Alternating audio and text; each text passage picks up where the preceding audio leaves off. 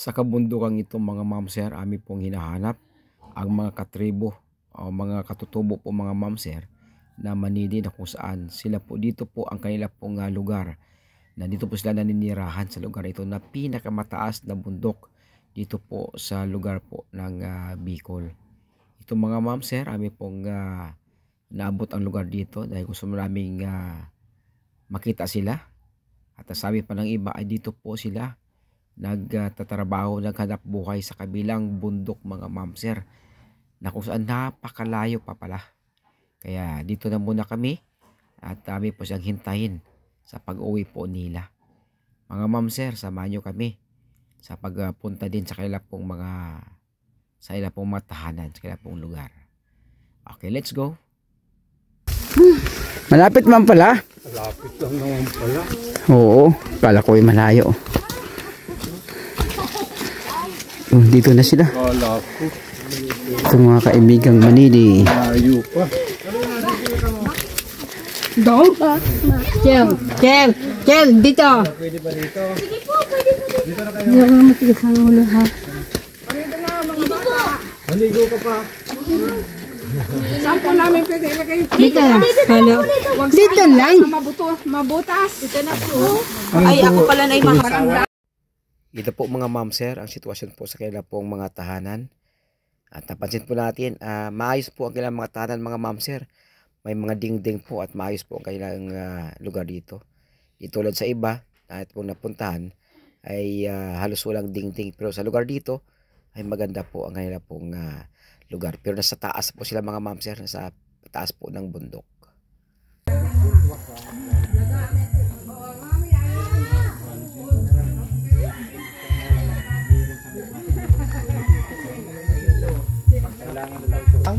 Wakas, isa sa mga tanda ng muling pagbabalik ng Panginoong Jesucristo ay ang maipalaganap ang mabuting balita sa lahat ng tao. Ayan. Ang ating mga kaibigang Manidi mga mamser ay nakapag-asawa din ng ibang lahi.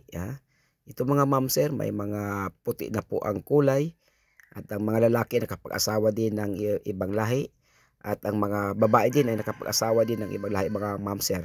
At sila ngayon hindi na pinakita dito dahil nasa kabundukan daw mga mamser, naghanap buhay. Halos mga nanay lang po mga mamser ang nandito. Sige na. Badus. Pili na. Doon sa maluwag yung ano, ay sa maluwag. Thank you sa mga sponsor nito. Thank you.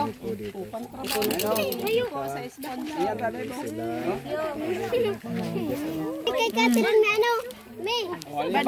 Oo. May jacket pang isang malaki Ulan na, nabahan na. Ito, maganda ito. Natin dito sa kubo. Doon o. Tay.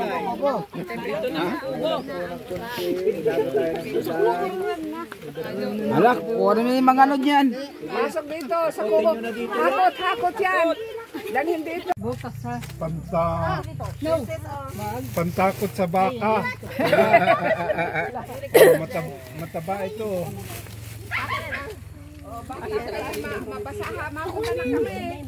Sino? Matuloy na kami ha. Bye-bye. Salamat po. Yung wala dito, pilian ninyo.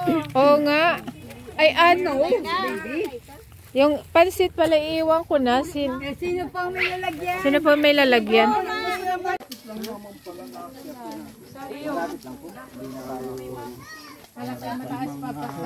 Yung nakaraan kasi grabe.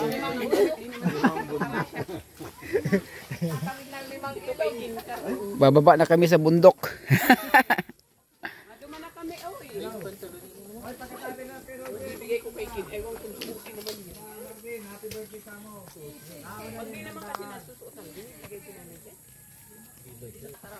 Tinatara umidin pag itong diamond din binibigay mo dito.